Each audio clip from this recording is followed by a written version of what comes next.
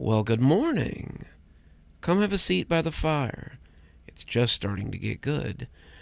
We'll have some stories and sit around and relax a bit on today's episode of Cozy Horror with me, Dr. Plague. So go ahead and get comfy, get yourself a hot beverage, and let's settle in for some great stories and some great times. Today's story is a bit of a cautionary tale. We all want to be a little bit helpful, a little bit charitable, but maybe think twice next time you decide to pick up The Hitchhiker. I could have flown home, but I thought a drive would clear my head. I'd just finished 4 years in the Marines, 4 of the messiest years of my life. I'd made the mistake of bringing my new wife to California with me, and returned from Iraq to find her warming someone else's bed. The bed in question was of a fellow Marine, someone left on base while I fought and bled for my country.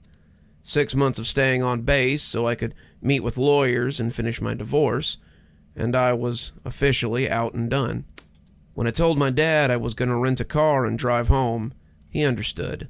I told him I needed to come back slow so I could clear my mind, and he told me to drive safe. "Take your time, kid. We'll be here when you get back," he said, and I took him up on it. I was coming across the country, California to Tennessee, and I was seeing the sights and taking in the local flavor. I had decided to make this a long overdue vacation. I did a lot of things on that trip, but my only mistake was picking the kid up.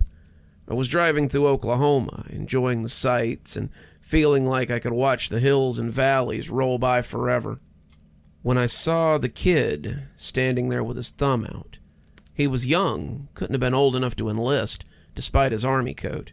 It was July, the heat stifling, but he was wearing fatigues and a service jacket that looked antique. The breeze ruffled his hair, pushing it back in a harsh puff that made me think of kids blowing on dandelion fluff. Maybe it was the jacket, or maybe it was the look of naked want on his face.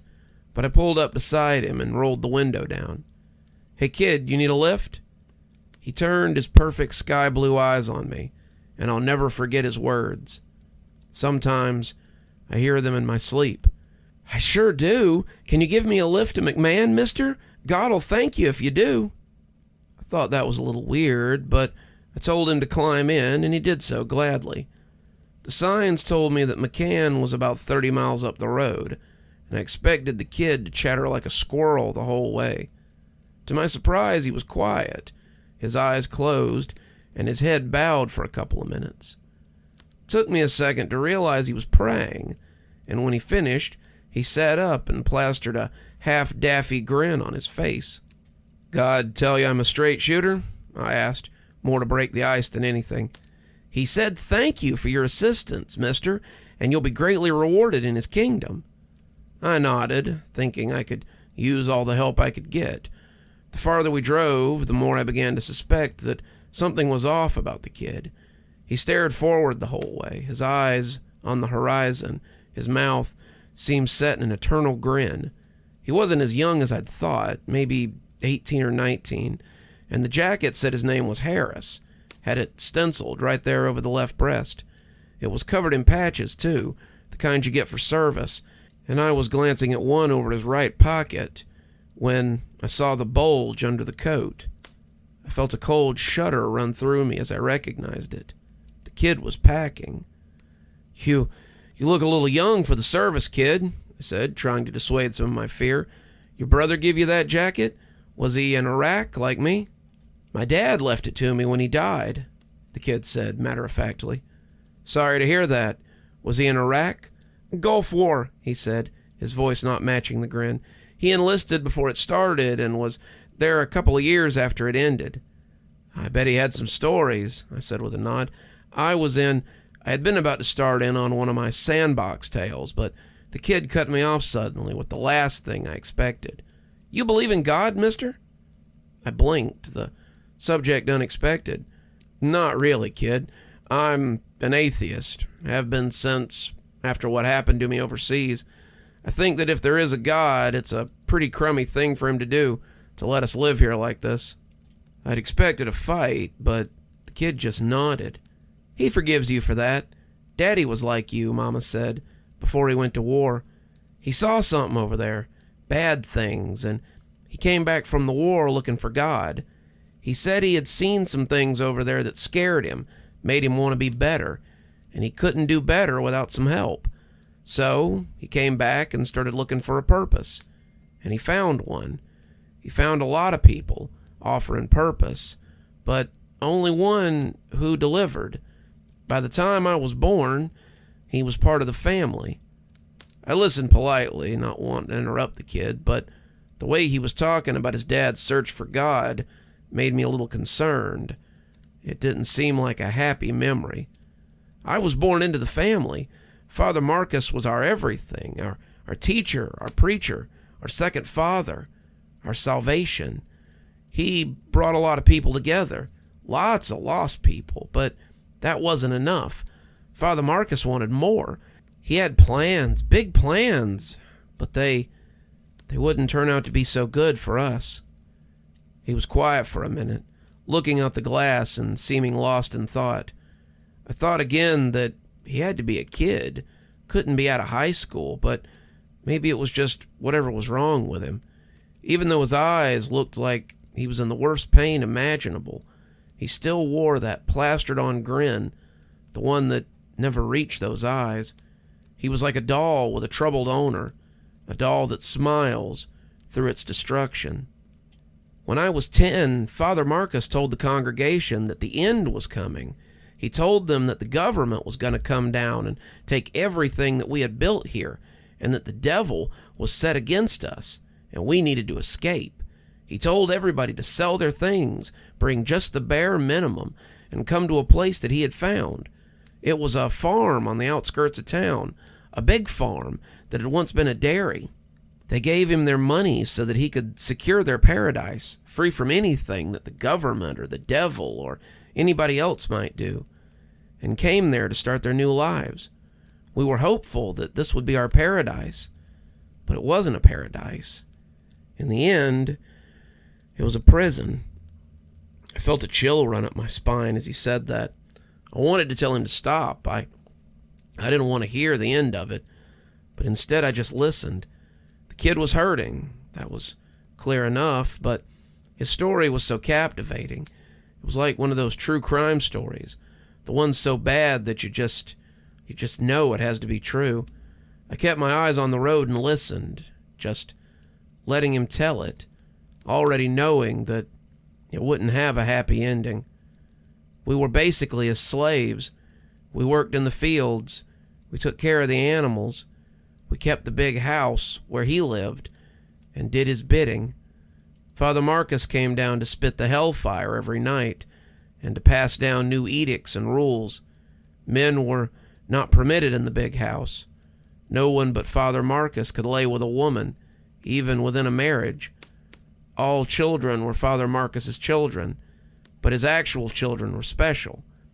Eventually, he took all the women that he liked up to the house to populate the earth. He took my sister up there with him, and we never saw her again. People didn't like it much, but what could they do? Father Marcus was keeping us safe from the apocalypse, right? So we followed his orders till everything fell apart. We rolled into the outskirts of McMahon then, the farms and barns making me think of the place the kid was talking about. I wondered suddenly where we were going, why the kid wanted to go to McMahon so bad. Every mile felt like an eternal march, and I was dreading coming to the end of the journey. Where? I started, but the kid seemed to be expecting the question. Stay on the main road, mister, he said, clearing his throat before going on. He seemed as dry as an old stick, and when I reached behind the seat and offered him a Coke from the cooler, he took it with a smile. I wondered why I'd done that. I didn't want the kid to go on, but in a way I did. I needed the end of it. I needed to know how it had all shook out. I was a curious bastard, it seemed, and I needed to see the bodies in this kid's path. Then one day he gathered us in the barn and told us that the end was near. He told us we needed to prepare ourselves to go because we were meeting God tonight. He gave us all something to drink, something in a red cup that his wives dipped out, and we all drank it. No one argued. No one fought him. We were all so brainwashed that we would have jumped in front of the 6:15 train that ran near the farm if he'd asked. Everyone drank. Everyone obeyed. Everyone went to sleep. They stayed asleep too, except for me. I woke up in the hospital with tubes in my arm and my wrists secured to the bed. The police were there, one of them waiting in the room with me, and they had questions. Turned out that they were the ones who had been coming, not God. They had arrived to find everyone dead, falling around the barn like dolls, but had managed to get there in time to save me. I don't know why I lived while everyone else died, and it ate at me for a long time. Father Marcus, my family, everyone was gone, and I'd been left behind. No one wanted anything to do with me. My dad had burned a lot of bridges before we went into the family, and none of them wanted to take in a moody 16-year-old who'd just been through hell. So I went into the system, going from group home to group home, till a couple of weeks ago. I clutched the wheel hard, suddenly very worried about what we might find in McMahon. The town was coming up now, a nice old brick town that looked downright picturesque. We passed a sign for a new megachurch, the Sunrise Gospel House, and there was a smiling old man beaming down from the front. The kid shot a glare at him and patted his heart, inevitably patting the piece as well. I suddenly wondered who was in McMahon that this kid needed to see. I was watching TV in the group home, and an ad came on for a church. The church had recently acquired its own network, and the pastor of the church was very familiar. He spoke about peace and God's love, but all I could hear was the voice that told us to drink the juice and go meet God. As I watched him smiling and hugging people, I heard a very different voice in the back of my mind. It was God, the real God, and he told me what I had to do. He said I needed to be his sword, and I needed to cleave the unrighteous from his midst. He patted the gun again, whispering a prayer to God, and my hair stood up on the back of my neck as something strong and strange wafted from the kid. In that moment, he felt very righteous. We were well into town now, rolling up Main Street, and he told me to stop. I dropped the kid off at the light, and he thanked me, said he could make it from here. He gave me a real smile then, not the dopey one he'd been wearing the whole way through as he told his sad little tale, and waved at me. God bless you, mister. I'm off to do his work. Then he was gone, and I sat there watching him until someone politely honked behind me, and I was forced to roll along. I wasn't sure what to do as I made my way out of town. Did I tell somebody? If this pastor had really messed the kid up like that, then maybe he had it coming. Was that really my call to make, though? In the end, I called the McMahon Police Department and told them what I suspected. I told them about the kid and the story that he had spilled, but I don't think they took me seriously. The dispatcher made it sound like it was going into a little pile of crackpot shit, but I felt I had done my due diligence. I was still thinking about it when I stopped for the night, wondering where the kid was and what he was doing as I drifted off to sleep. I woke up the next day and turned on the news to see that Pastor Michael Wheeler of the Sunrise Gospel House had been shot in front of his congregation. The pastor, someone wanted by the FBI for his alleged connections to several past cults, had been shot by someone from one of his past religious orders. The kid was in custody, but the police were saying he was mentally unwell, and this was likely a retaliation slaying. Police were still looking for a mysterious caller who had tipped them off before the shooting, and they had many questions for that individual. I left Oklahoma as quickly as I could, flinching every time I saw a cop. That was a couple of years ago, and I've never told anybody what happened on that trip home. It's something that's weighed on me since I left that kid on Main Street, and I can only imagine that he was right about God blessing me. I came back, found a job that paid well, met the love of my life, and settled into wedded bliss fairly easily. It all seemed very easy while it was happening, and I can't help but wonder if a little divine direction had anything to do with it. As long as he doesn't point me at his enemies like he did that kid, I suppose we can be square. Let's move right on with our tales of strange highway encounters, though this one is of a pervasive presence of a different sort. We've all had a little bit of maybe highway amnesia. Maybe you slip off for a little bit. Maybe you just don't pay as much attention as you should. But we all hope that we don't slip into something like we're talking about today. Let's hope that on your next trip you don't fall victim to the gray of sunset. It happened when I was on my way home from the flea market across state lines. I sell things I make out of junk mostly. The term is trash sculptures in the community I belong to, but I never liked that term. Some may call this junk, but to me, they're treasures. I make all kinds of things, from stuff I find at the dump. People, vehicles, animals, whatever catches my eye. They sell pretty good, but not in my home state. I usually end up driving to Sadie's Flea Market, one of these huge, sprawling outdoor markets in Alabama, to sell my wares. The people there love them, and today was the first time in a while that I've come home with anything. I was loading the sitter into the back of my truck as the sun went down. I had made him out of rebar and old license plates. He was definitely unique looking. I had some lookers, but he was a little heavy for my usual crowd. The sitter was what you would call an end-of-the-day purchase, to be sure, and no one was buying him today.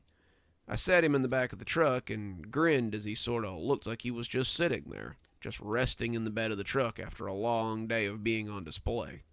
With my passenger secured, I cleaned up my stall and rolled out of the parking lot just as it was starting to get dark. The road was busy, but not overly so. It's about an hour to my house through some pretty rural countryside. I never minded. It's a pretty soothing view as you roll along towards the Florida-Alabama line. Most of the route is roadside stands, abandoned buildings, gas stations, and the ever-popular fireworks stand. It's hard to explain, but it always seems so desolate out here. A single pole light shining beside the shell of an abandoned house, an old store that's slowly being retaken by the woods, a rotting cooler that someone had left by the roadside, its mouth wide open and its insides scummy. These were little things that reminded me that humanity had once had hope for these places that are out of the way, and it made me wish I had the skill to use a camera properly. Some artistic type would probably have paid a mint for pictures of some of these things. As I drove, I saw other people getting ready to leave. The sun was setting, and it washed them out in a way that's hard to explain. It's strange, but the setting sun always seems to gray these people a little, making them look like actors in an early 90s show. The sunset seems to bleed all the color out of them, and it's kind of nostalgic for me. It always seemed comfortable. At least, it did until today. As I drove for the state line, the sun turned the trees into a fiery corona, a forest fire that burned on and on until it was snuffed out with the eventual setting of the sun. It started rather subtly. I had chalked it up to the sun, having gone down when I first noticed it. But as I drove past a familiar barn, I had to double-take. The barn was old, older than me probably, but it looked like something drawn in a sketchbook. It's hard to put into words, but it just looked flat and unfinished. As I watched, the light on the barn threw only a small circle of illumination, and the yard itself looked grainy and unreal. I watched as a cat scampered across the yard, and he looked like he might be made out of graphite, like graphite lines that had learned to walk and move all on their own. rubbed at my eyes as I rolled along, pretty sure I was just getting tired. I had been making sculptures and putting together today's pieces all week, and I was probably just starting to feel the strain. A little sleep was all I needed, and once I got home, I could start burning my candle at both ends again tomorrow. The sitter would sit in my truck till I woke up tomorrow morning, and I'd have added another piece or two by next Saturday. I didn't think much of it as I rolled along until I saw the houses. The farther I drove, the harder it was to just ignore the strange changes in the landscape.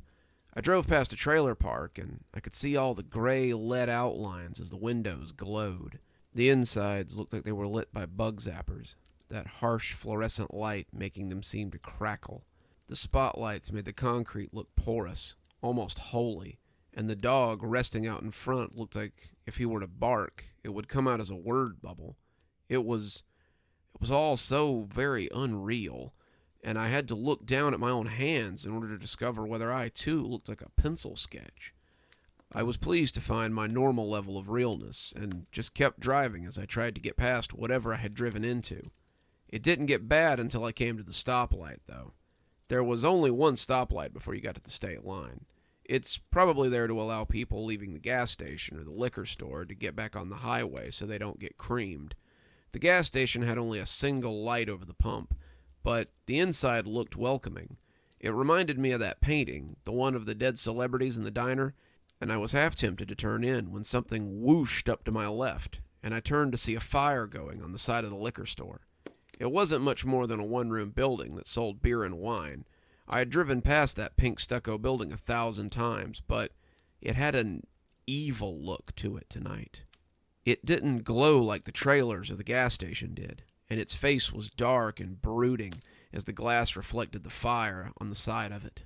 At that moment, it seemed the antithesis of the gas station, and sitting across the street from each other, they almost seemed adversarial. The cars in the parking lot were the old rusty sort, pickups and dark-colored Cadillacs and long cigar-shaped constructions. They seemed to hunch around the lot like gargoyles, but as the fire began to build, I noticed the strange people that were feeding it. The store had a cage beside it, something the employees filled with cardboard boxes and trash and then burned when it got full. As I watched, the human-shaped creatures that seemed to be made of squiggly darkness were throwing boxes onto the fire and watching as they burned. The people weren't even approximations of people.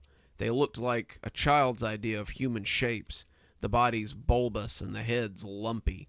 Their arms were muscled, and their legs disproportionately squat.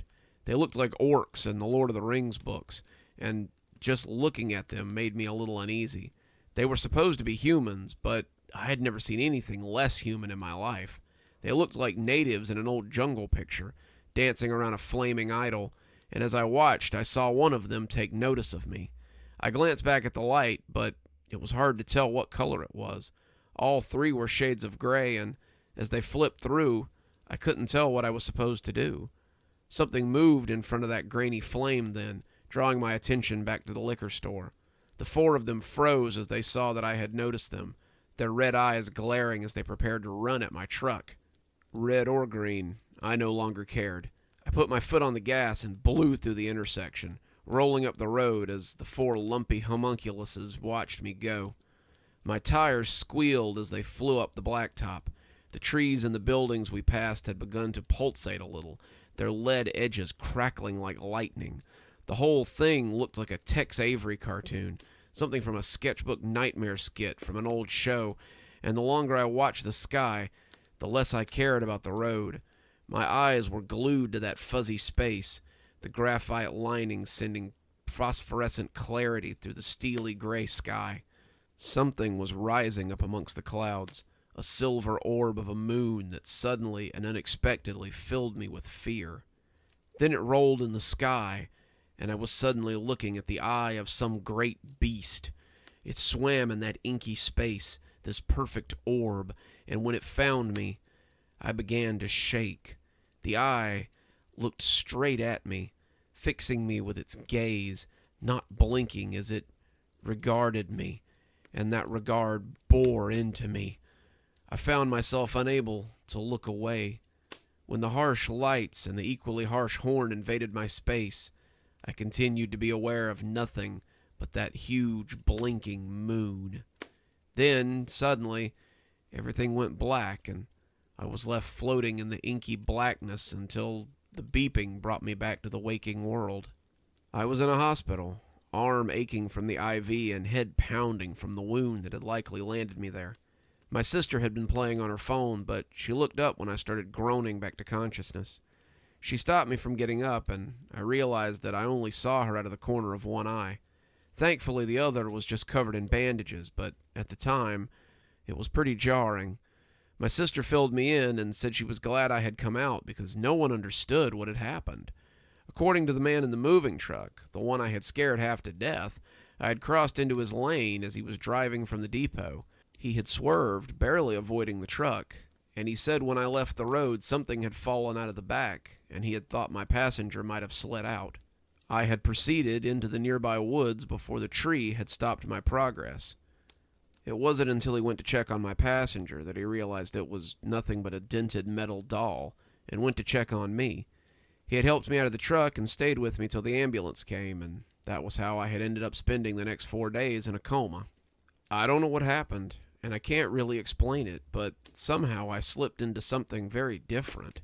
The road I'd come to know was not what I had driven that night, and I suddenly found myself in a place that I couldn't come to terms with. I tried to tell people that, but they seemed to believe that I might have been drugged, or maybe I had picked up something I couldn't handle at the flea market. They never found anything heavier than Xanax in my system, though. My sister had floated the idea that I fell asleep and had a dream before I drove off the road, but I know what I saw.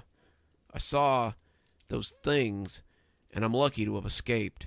So if you're driving the highways of America, be on the lookout for pockets of strangeness, and good luck to you if you happen to slip into one of them. Looks like we're moving on from strange roadways to strange homes. I've certainly let my house's cleanliness go a little bit from time to time, but never quite this bad. So let's investigate the glowing tunnel. My brother and I work for a cleaning company in our hometown. We're both still in high school. He's a junior and I'm a senior. So it was either this or fast food. The owner is a friend of Dad's. We'll call him Chuck to protect the innocent. Chuck's a nice enough guy. My brother and I have known him since we were young, but he leaves a lot to be desired as a businessman. Don't misunderstand. The guy makes money, but he seems to think that employee safety comes after profit. My brother and I worked like dogs for him all summer, cleaning out people's yards and moving boxes out of abandoned houses. Anything to make a buck, I guess. It was nearly July when Chuck got a call from another of his old friends, Philip O'Dare.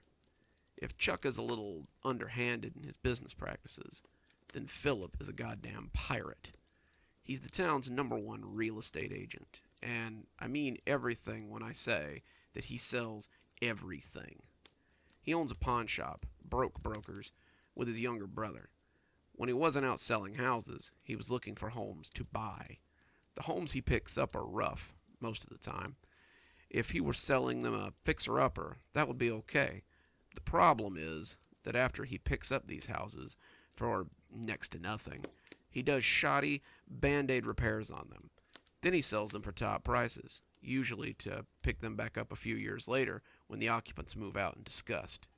My current situation is thanks in part to Philip's underhanded renovations and Chuck's less than stellar business sense. The Foskey place? I asked. I didn't even know Mr. Foskey was dead. Chuck looked up from his notepad, his gray hair making him look like a cloud with glasses. He's not. Foskey's son sent him to Golden View and sold his house to O'Dare Real Estate. That made me a little sad. Mr. Foskey had been my English teacher when I was in middle school, and he had also taught Dad when he was in 8th grade. My brother had not been what you would call an advanced English compatible student, so he didn't get him. But Dad and I both agreed that Mr. Foskey was the best. He always had such cool lesson plans and exciting books in his class library. He challenged his advanced students to be more than a title and wanted us to be more than just A-plus students. I was sad to hear that he had been fired a couple of years ago. He had started to get a little senile in his old age. Everyone said so. and his taste in books had always been a little esoteric. After he'd been fired, he'd become a hermit. He only came out at night, and the word around town was that he'd been going through people's garbage. What he sought was anyone's guess, but people came to visit him and said his house was full of junk. Now he was gone, off to the mental hospital in the next town, and we were left to clean up his house. Phil says to save anything that looks valuable. Apparently the guy had a ton of old books that were probably worth money. Foskey's son sold Phil the house and everything in it, so don't bother saving anything sentimental. A couple of weeks in the puzzle factory and the old man probably won't even remember his own name. I left before I could say anything stupid. The thought of a brilliant man like Mr. Foskey losing his mind in a place like Golden View made me sick at the time. Now, I think it might be exactly what he deserves. We arrived at 6 a.m. Philip was waiting for us, a cell phone against his ear and a latte in his other hand.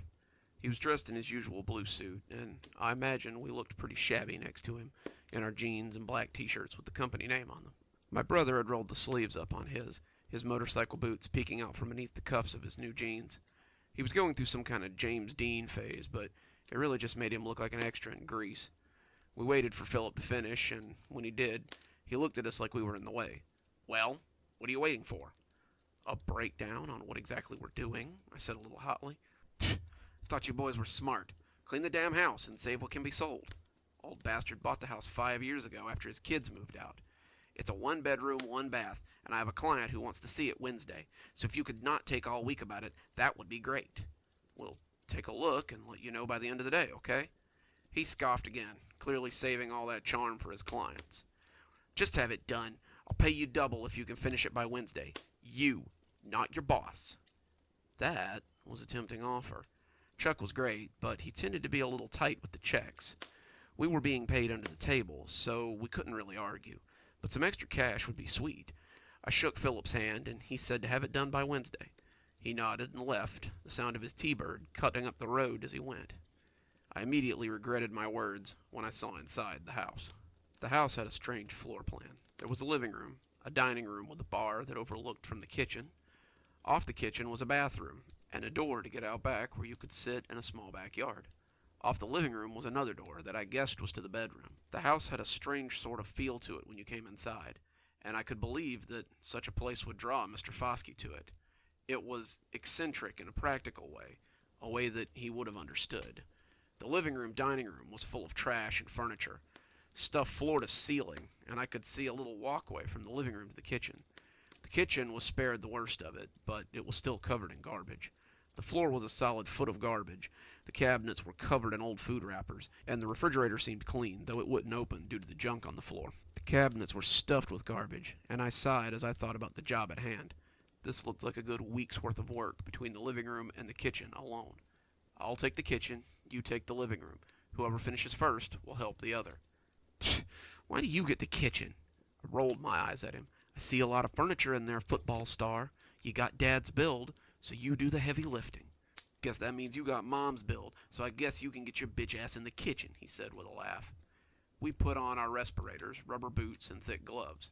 We hadn't seen anything that would make us break out the hazmat suits yet, but I like to be safe. We were definitely working with some old refuse, possibly refuse that had been outside, which meant that rodents were a danger, as well as insects. We were cleaning out a shed like this not even a month ago, and ran upon a secret hornet's nest. That had made us wary about attacking big mounds of trash, so I was careful to look where I was putting my hands as I started in the kitchen. I got lucky. The trash was mostly dry and clean, and it was easily bagged up. I heard my brother straining and grunting in the living room, and I looked out to see him wrestling with a sizable piece of furniture. He was dragging it out onto the lawn. Philip had a mobile storage unit pointing out front, and then loading them into the unit. I watched him groan as he tried to lift an antique dining room table, which had been the linchpin on a large pile of garbage before going to help him. The pile fell over as we freed the table, and I helped him lug it out onto the yard. This is how we spent our first day, at least till mid-afternoon. By 4, I had all the garbage out of the kitchen. My brother had gotten most of the furniture out of the living room, and was wiping sweat off his brow as he stuffed papers into a bag. "Doesn't this guy have AC?" "I haven't seen a thermostat. Maybe it's in the bedroom." My brother stood up and walked to the door, coming off the living room. As he opened it, I heard him whistle, and came to see what he had found. Inside the bedroom was a tunnel of solid junk. It snaked to the left, getting dim inside, and the tunnel looked as though someone had cut it out of solid junk. "You sure you want to go in there?" I asked. He just rolled his eyes and took a pen light out of his pocket. "This shouldn't take long," he said as he tromped into the room. I stood for a few seconds, making sure the whole pile wouldn't just fall over, and went back to work in the kitchen. I should have gone with him, maybe been a little more attentive, but I was in a hurry and really wanted to have a look at the bathroom before quitting time. I got all the garbage bags out of the cabinets, stuffed 6 bags with nothing but trash. I unearthed the sink and the microwave and had started cleaning the countertops when I noticed something wasn't right. The trash was still in the same place my brother had left it, and the door to the bedroom still hung open. Was he still in there? There was no way it had taken him an hour to navigate the bedroom and find the thermostat. I called his name into the bedroom. The name almost seemed to echo down the trash hall, but there was no answer. It was starting to get close to sunset, and I really wanted to be out of here before dark. Thinking maybe he had fallen or gotten hurt in there, I grabbed a headlamp and headed into the trash maze. I turned the corner and was bombarded by the claustrophobia of the trash tunnel. The tunnel was a solid mass of trash that seemed almost sculpted. It was like someone had built a wall out of mortar and trash and then cut a tunnel out of it. There was a soft light coming from the garbage wall, and when I turned off my headlamp, I found I could see. The dim light seemed to be coming from something inside the wall, but even with the headlamp on, I couldn't tell what it was. It made navigating the strange, winding maze a little easier, but the size started to unsettle me as I moved. The bedroom was supposedly 12 by 12, but this maze seemed to be winding on farther than the whole house. I'd been taking turns for several minutes when I came upon the first strange sight. Coming around a bend, I came face to face with a small library. A small grotto held 4 bookcases, stuffed with old-looking books. Many of them were covered in mold, and as I got close, I could see bugs moving across them. I backed away and kept walking, not sure how deep this rabbit hole went, but wanting to be out more and more with every step. I kept looking down periodically, seeing if I could see a print from my brother's big rubber boots in the dust. I was looking for any sign that he had passed this way, but I was coming up with nothing so far. Then I came upon the old man. I turned a corner and found myself in a 10 by 10 park with honest-to-God grass. There was a lamppost that spilled light over the old park bench, and an old man sat on it, feeding real pigeons. As I approached, he patted the bench as though he wanted me to sit. One look at the old man told me that I did not want to sit there. He was dressed in a long coat that looked patched and frayed, a fuzzy old cap obscuring his face. He patted the seat again as I approached, but I had already decided that I would not be stopping. The whole situation was a little creepy, and I intended to just walk on and continue on my way. When his hand shot out and grabbed me, I nearly jumped a foot. His hand was covered in thick green mold, and when he looked up, I could see the same mold growing on his face. He grinned his gap-toothed smile at me, and for a moment I thought it was Mr. Foskey. His grip was firm, but moist, and when I pulled away, his hand slipped off, and he sat there, grinning at me. Something clamped down on my ankle then, and I looked down to see that he was feeding rats. These were wharf rats, too, no cute pet shop mice, and as they tried to scuttle up my rubber boot, I kicked out at them and turned to run. The old man was standing then, a creaky moan coming from his dusty throat, but I was out of the park and into the tunnel again. I ran, flat out, and as I ran, I imagined I could see lights in the wall reaching out for me. Their brightness came reaching out towards me, and I ducked away from them as I came. The tunnel seemed to be nightmarishly claustrophobic as I ran, and I began taking turns at random. I had no idea where I was or where I was going. I only knew that I wanted to be out. I prayed that this tunnel would end, and I would just flop out onto the carpet in the dirty living room, that my brother would be waiting there for me.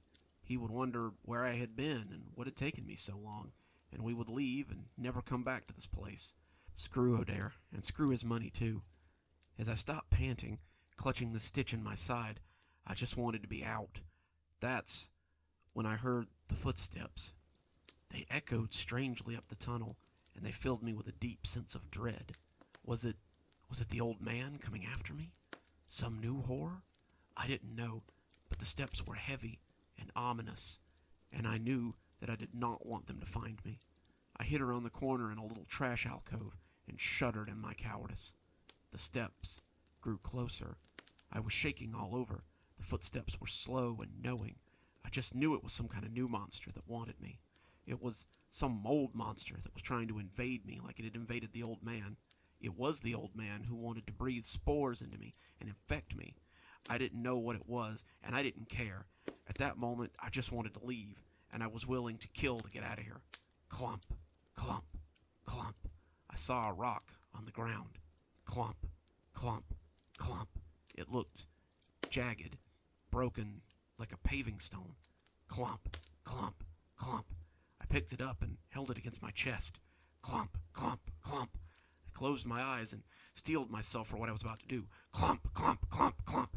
I rounded the corner and swung the stone, and it connected with something that immediately staggered back, bellowing. I swung it again, but it hit me around the waist and drove me to the ground. I dropped the rock in the skirmish, and as it rolled away, I felt hands close around my throat. It was choking me, choking the life out of me, and as I groped around, I could see little black swirls at the corners of my vision. I swung my fist out at it, but without oxygen, it was a weak swing at best. I went back to groping, trying to find something, and finally, my hands settled on something hard and jagged. I grabbed the rock and swung it, filling my lungs with air as the hands loosened, and the shape fell away. I lifted the rock and swung it down at the shape, hitting it in the head. I straddled it, swinging it again and again and again, until it finally stopped moving. I was panting then, out of breath, covered in sweat, but I felt my breath escape in a sudden whoosh when I flipped on the headlamp. I was choking again. I could not find any air. I was straddling a human being, his face mostly caved in, but the rolled-up shirt sleeves were a dead giveaway. He was wearing our shirt, the shirt with the two happy moving men on the front, and as I threw the rock away, the tears began to flow. I jumped off him and ran, leaving him in the tunnel to God only knows what. I ran in a blind panic. I ran until I couldn't run anymore, and I just kept running. I ran until my legs burned and my lungs heaved. I bumped into the walls and saw them crumble around me. As they fell, I felt the trap envelop me. I embraced the entombing refuse as my fate. I had killed my brother. I deserved to be encased in garbage for all eternity. I deserved it. I deserved it. I could see flashing lights and was aware of being carried. I opened my eyes to see two paramedics rolling me into an ambulance. Chuck was following behind them, clearly panicked. Philip was there too, but he looked more aggravated than worried. As we drove away in the ambulance, I looked around.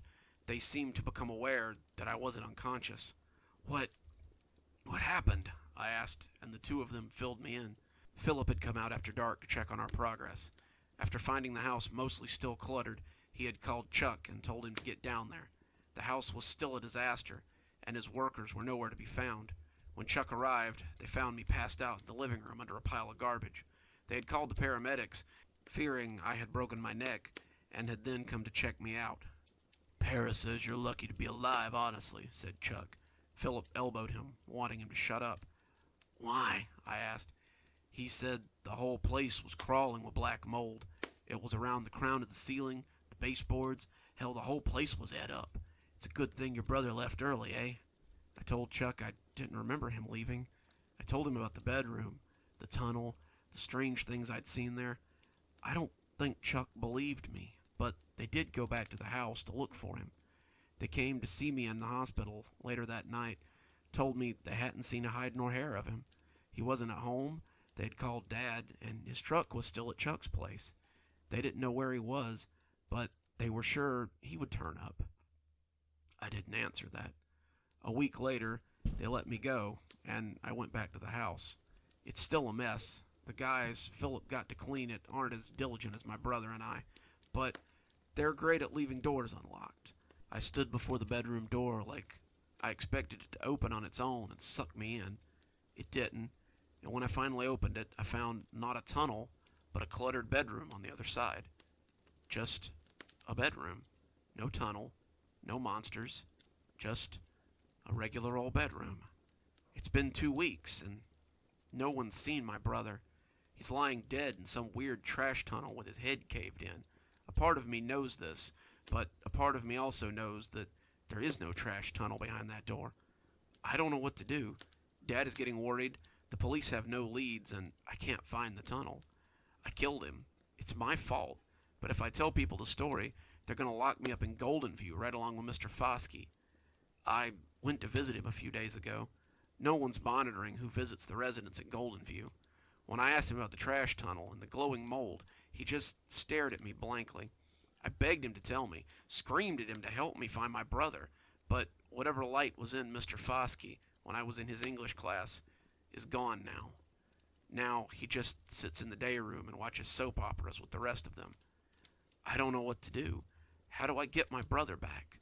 What will happen to whatever poor sap buys the house next when they open that door? Will they find their familiar bedroom? Or will they be the next victim of the glowing tunnel? Looks like I might need a few more logs for that fire. Maybe build it up a little bit. You're looking a little shivery. I hope it's not the stories. We've all had some strange pets, but let's hope yours isn't as strange as the subject of this next story. Some of you will remember Calvin from My Cat Caught a Rat, but this is the other side of that, the aftermath, if you will. So let's hear about the exorcism of Calvin. I was almost giddy when the priest agreed to perform the exorcism. Father Maxey is actually fairly well known in the area. He had completed several rather public exorcisms, one of them on a councilman's daughter that had changed the girl so drastically that others had trouble disagreeing with his abilities. While some people believed he was just a well-meaning shyster, many people believed he was the real deal. He seemed to be just what I needed in my current situation. Sitting in his office at St. Marco's, it seemed oddly humble for a man like him. There was no extravagance in his office, only the humble set pieces of a public servant. The wall behind him held a picture of the softball team that he coached, of happy parishioners at a picnic, and smiling children at the hospital where he had gone to speak. He sat behind a very normal desk that you could have probably found at any IKEA, and his chair squeaked a little, letting me know that it had likely served him for quite some time. Sitting across from him, though, I could tell that he was anything but average. He seemed to exude power as he sat smiling at me, and I was confident that he was the right man for the job. "One of my parishioners said that you had reached out. What can I do for you today, my child?" I tried to find the best way to start, and finally decided to be honest with him. There's an entity in my house, one who has become darker and darker the longer he stays. He's entrenched himself, and I don't know how to get him out. The priest nodded, pulling out a notepad and taking a pencil from the holder. "Go on." It was nothing at first. Small offerings, things that didn't need to be in my house anyway. But he started hurting my cats, and now both of them are gone. It's not uncommon for entities like this to target small things that can't defend themselves. Has this entity taken up inside someone you love? A child or a wife, perhaps? Actually, it's taken up in one of my cats. The priest looked at me as if trying to see if he had misheard me. "I'm sorry, did you say a cat?" I nodded, certain now that he would laugh and tell me that I was overreacting. He would tell me to stop wasting his time and send me on my way. Then I'd have to go home to my apartment and look at that large orange feline and see the realization there. He would know what I had done, know where I had been, and I would likely suffer for it. To my surprise, the priest told me to tell him more, and I sighed in relief, glad to have someone who believed me. I had been living with Calvin for a year now, but the problem hadn't started until a few months ago. He was such a delight at first, he and his brothers filling my home with joy, but that was before he had begun to bring me gifts. Calvin loved the extra attention, loved the treats I gave him because of those gifts, and so he kept finding them, despite my confusion as to where they were coming from. I didn't mind, not much. Calvin was a good boy, and he was making the house safer by catching and bringing me his gifts. His brothers didn't understand. They were jealous of what he was getting, and that's likely what led to our current state of affairs. His brother had taken one of his gifts, and now he was gone. Very soon they were both gone, and Calvin's gifts became darker. Now he was bringing me things that I'm going to have to start having trouble explaining, and so I figured it was time to enlist the help of a professional. As I finished, the priest furrowed his brow and circled something on the notepad. "Are you sure it's the cat?" he asked. He didn't seem skeptical. He sounded more like he wanted to be sure before he made plans. "I am," I told him. "What makes you so sure? It could very well be someone breaking in and leaving these things. It could be something else entirely, something that you're not seeing."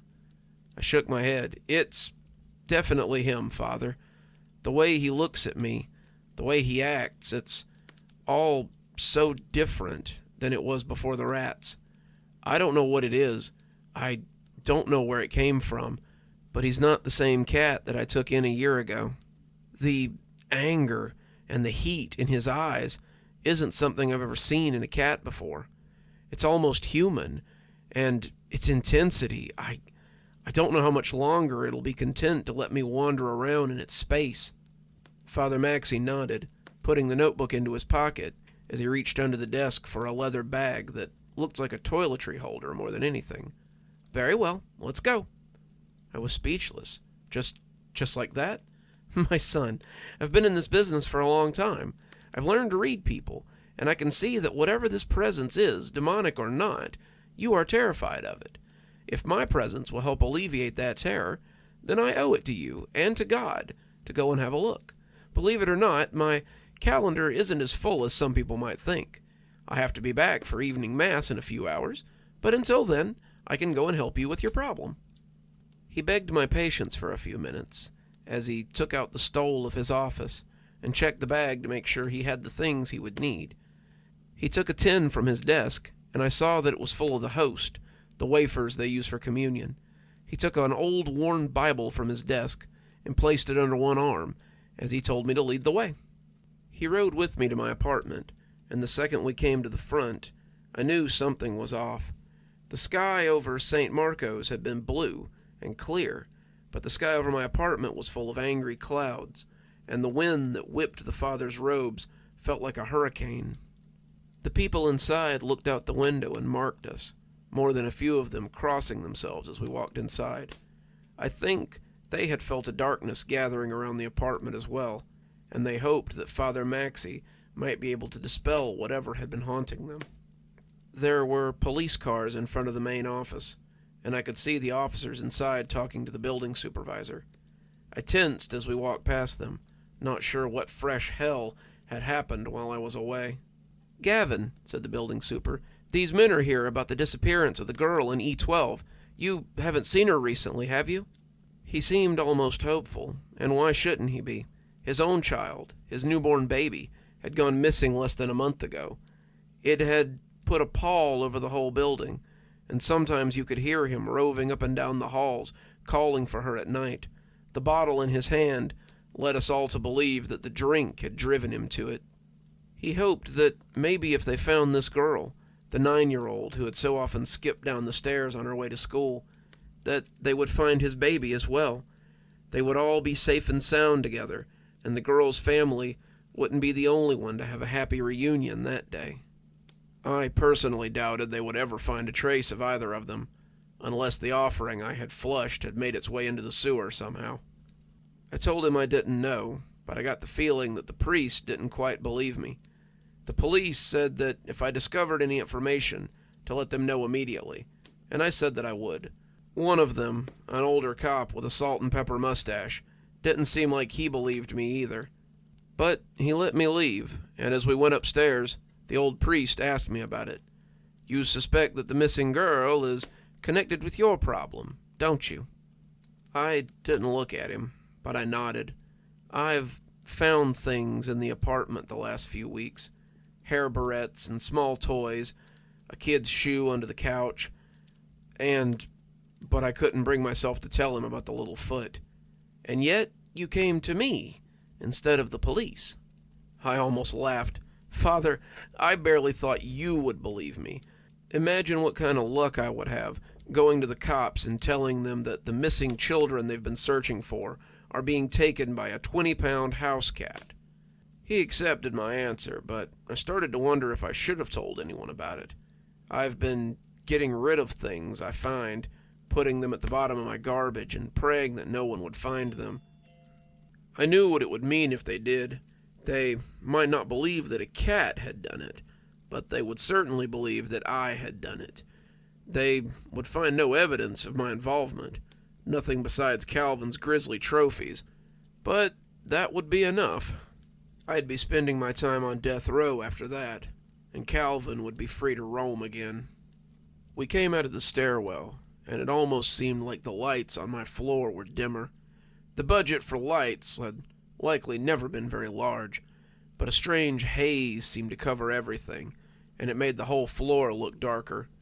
I saw the father take something out of his pocket, and I was not surprised to see it was a crucifix. He had noticed it too, and he wasn't about to walk blindly into the den of evil.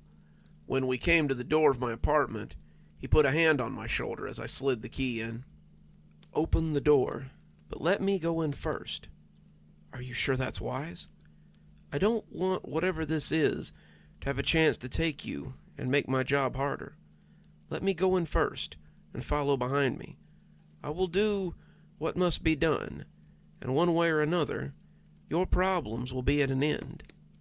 I didn't much care for the implications, but I suppose there was no other way.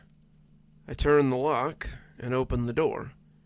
The darkness in the hallway had been nothing compared to the darkness in my apartment. It was the middle of the day. Even with the clouds outside, there should have been some ambient light. Instead, the inside of the apartment was as black as midnight. It almost felt like a blackout, but only for my particular unit.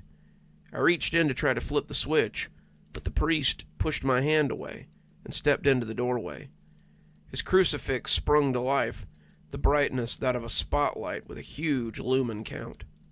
Inside the apartment, I could see Calvin sitting on the back of the couch and looking questioningly at us. He had his head cocked to the side, as if to ask what we were doing, and it was such a normal gesture from a cat that I almost doubted what I had felt. Had I been wrong? Had I misread the situation? Now I had drugged this priest from his duties and wasted his time. I started to apologize to the old man, but one look at his face told me that he did not share my opinion. As he began to chant in low but solid Latin, Calvin went crazy.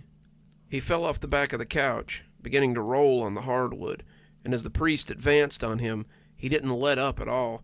Calvin was writhing in pain, his eyes wide as if to ask what was happening.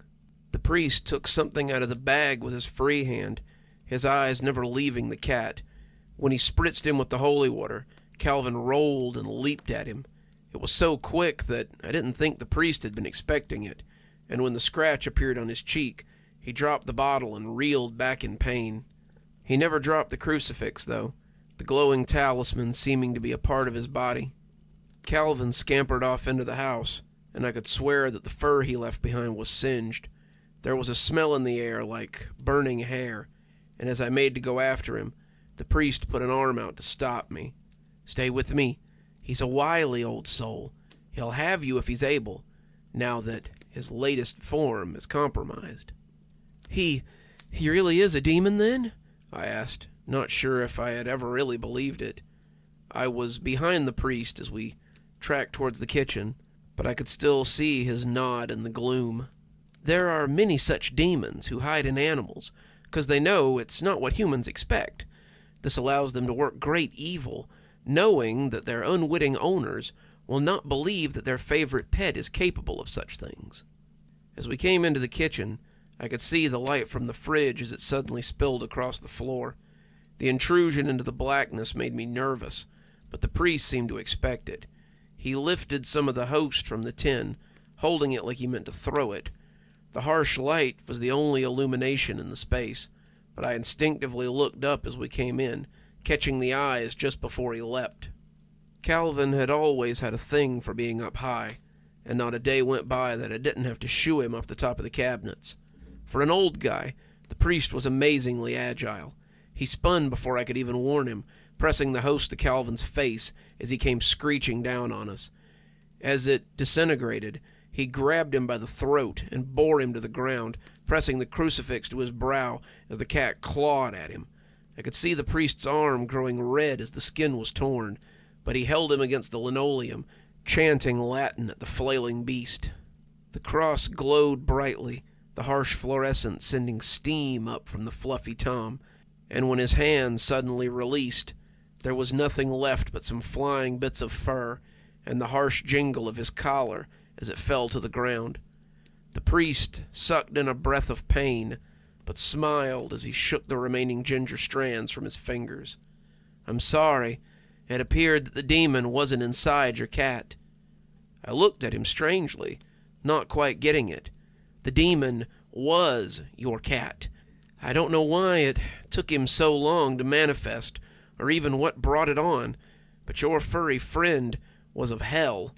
I have sent him back, but if you notice anything strange in the future, don't hesitate to call me.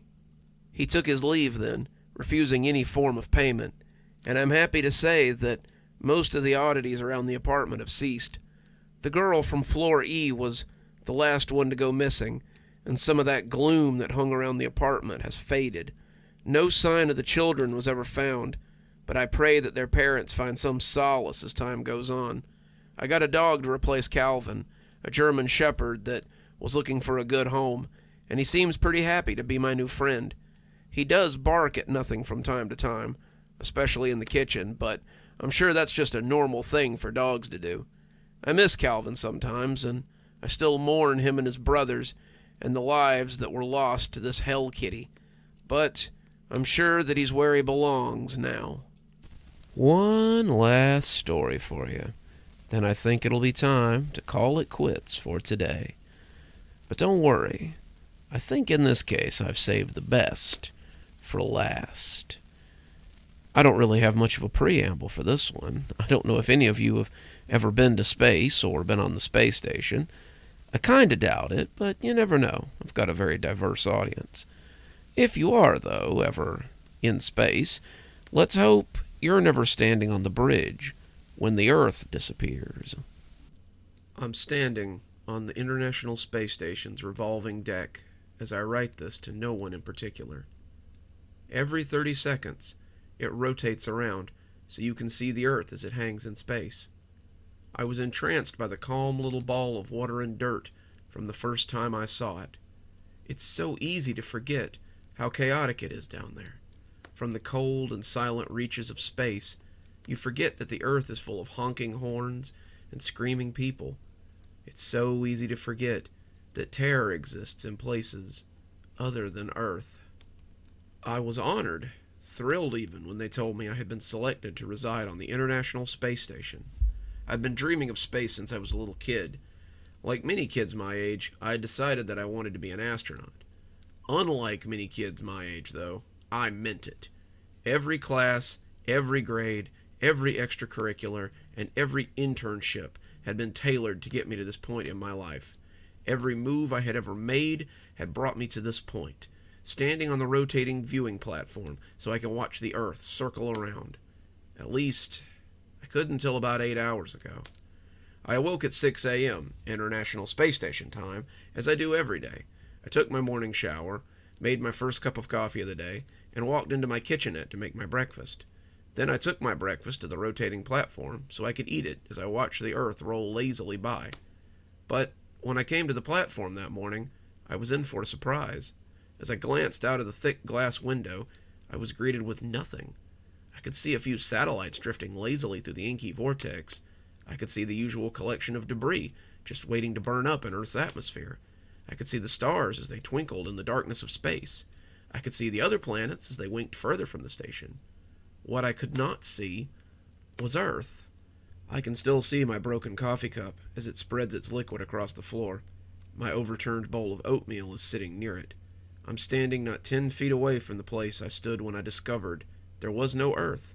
As I sit writing, I can hear the sounds of chaos that have invaded my once peaceful haven. The crew is going mad, running rampant with panic. They now know what it must feel like to be a newborn who's been clipped from his umbilicus. Hal laughed when I told him what I had seen.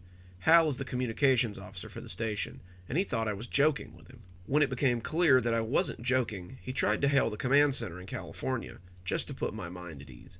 They would pick up, and I would see that the whole thing was just a big misunderstanding. When they didn't answer, he seemed unsure, but not alarmed. "That's just interference. I'll try the center in Florida," he said with a little laugh. No answer. He tried to hail system control in 5 different countries. No answer. We attempted to contact anyone within the sound of our voice, and also received no answer. Only then did he come to the observation deck with me and verify that there was no Earth. Someone's crying. I can hear them sobbing from the crew quarters as I sit and stare into the void. There were a lot of people mourning when the Earth disappeared. When I left my room and walked out here, I could see the signs of suicide as well. Ravita, one of our science team members, was lying on her bed as I walked by. The door was open, and she looked so peaceful as she lay there. Still, I knew she must be dead. A line of foam slid from the corner of her mouth, and her chest moved not at all. Others had hung themselves. You could see them hanging like strange wind chimes from the vents in their rooms. There were no firearms on the station, but I could hear the research lab table saw running full blast, and I could guess what sort of business it was doing. Others were using this as an excuse for bad behavior. The mess hall was full of people, eating the food stores and drinking what little alcohol we had available on the station. I was sure a certain amount of rape and murder were going on as well. As I stood there stargazing, though, it hardly seemed to matter. Very little matters now. We are adrift, our umbilicus cut, and we're all living on borrowed time. The air would cycle through the air handlers indefinitely. That was a given. But without food and water, we would die. Our food comes on a shuttle from Earth once a month. We were not equipped to grow our own food. No seeds, very little soil on board. Once our food is gone, we will starve. At the rate we were eating the food in the mess hall, we'd be lucky to have food for the week.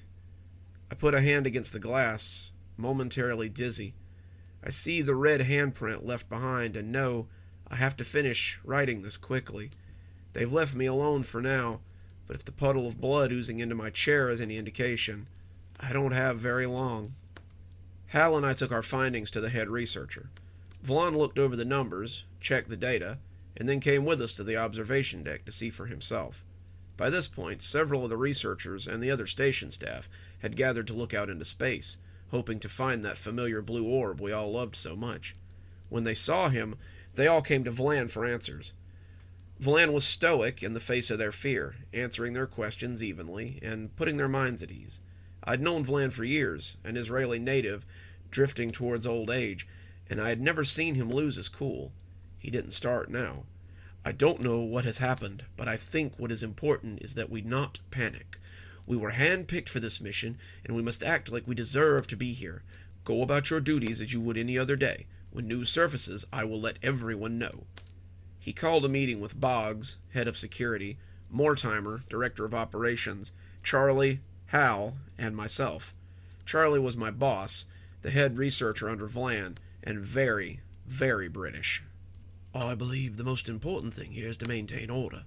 We have around 100 people on board, men and women, and if anarchy breaks out, then we may never over this. Over this? Mortimer asked skeptically. Pull your head out of your ass, Charles. The Earth is gone. We don't know that, Charles stated, wiping his bald head with a handkerchief. I've got eyes, same as you, and they tell me the Earth is not where it's supposed to be. Now, either we've drifted, or we aren't where we're supposed to be, or... Oh, don't pretend you know a damn thing about what's going on here, Charles shot back hotly.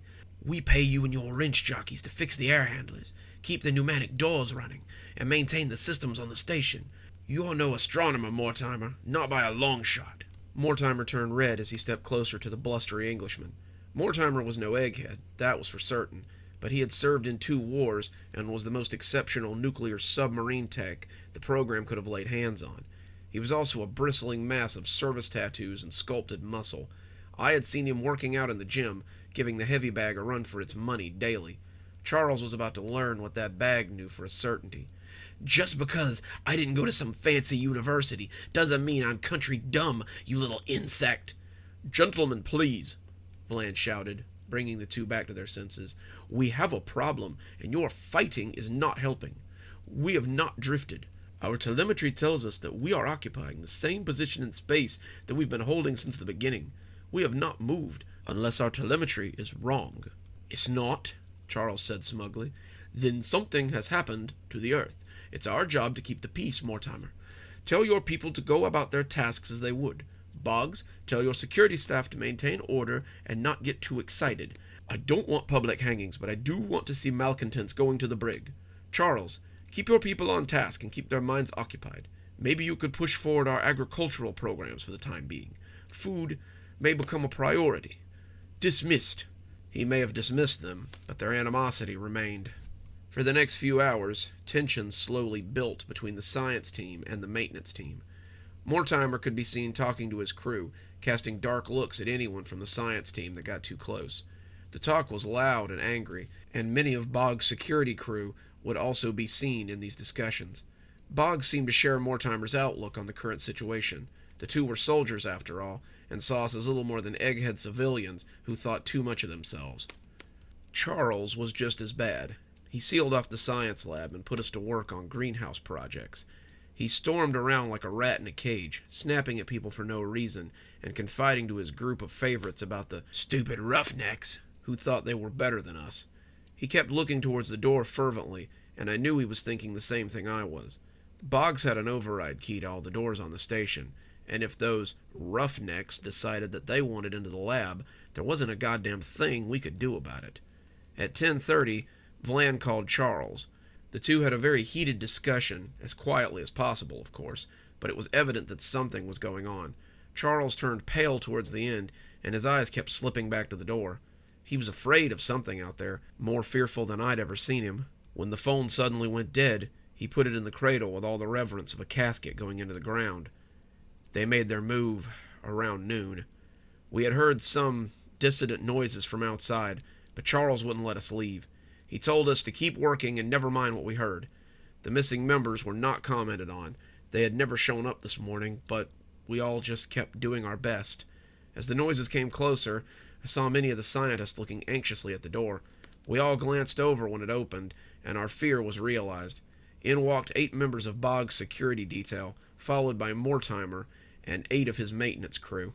As I mentioned, there were no guns on the station, but they all had batons or wrenches or knives from the kitchen tucked into their belts. They blocked the door as they fanned out, and it was apparent what they intended to do. Charles was livid. "What are you about?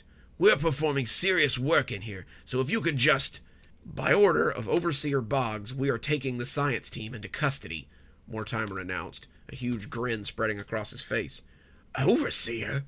Vlan will have something to say about this. When I tell him what you've done, he'll—" But as he approached Mortimer, the big man swung a monkey wrench he'd had in his hand and scattered Charles's teeth and blood across the lab. Charles fell like a sack of oats, and pandemonium ensued. We all broke, making for the door and hitting the wall of guards. I don't remember how I got away. All I remember was a brilliant flash of pain in my side, and someone bumped me hard. Suddenly I was in the hall, running for Vlan's quarters. The corridor rang with screams and noise. People were running as other science teams were being rounded up by security staff. As I ran, dodging groups of security staff as they chased others, I was aware again of the pain in my abdomen. That's when I looked down and saw the handle sticking out of my side. The blade it was attached to was long and sharp, a kitchen knife used for boning fish. When I pulled it out, it was red with my blood, and the blood wasted little time in dribbling out of a new hole. I shrugged out of my lab coat and tried to tie it off like a tourniquet, but it did little more than give the blood something new to stain. I felt a little dizzy. I wanted to sit down, but I knew this was the wrong time to do it. I kept going, hoping Vlan would bring peace to the station, but I already feared what I would find when I got to his office. I didn't even have to go in to see what they'd done to him. He was slumped over his desk in a pool of his own blood. Someone, probably Boggs, had cut his throat for him and left him where he lay. I turned to go, and at that minute, I think I was already planning on coming here to die. I dropped the knife on the floor and walked unnoticed through the hall. I saw bodies, I heard the screams, but I was ambivalent to them, as I was to the vacuum outside. I couldn't help them, and they couldn't save me, so what was the point of belaying the inevitable? My eyesight is getting foggy now. I think I came here hoping to see Earth blink back into existence before I die. I don't know if I really was or not, but it would make me feel better to know that there still is an Earth out there. As chaotic as those billions of humans are, I don't think I want the few of us still alive here to be what my species will be judged by. They've proven that humanity, even the best of humanity, will revert back to apes at a moment's notice. Survival of the fittest, even in space, is not a hallmark I want on display, but it seems to be what this station's history will be left with. I'm going to sleep now. My fingers are numb. The rest seems like a good idea. If this is truly my final message, then take some solace in knowing that I died doing what I loved. I died among the stars, hoping for hope for the Earth and its people. And just like that, our stories have come to an end for another day. But don't be sad. I'm sure we'll be back again very soon with more great tales spent with great company here on Cozy Horror. Till then, this is Dr. Plague wishing you a wonderful day and a spooky evening.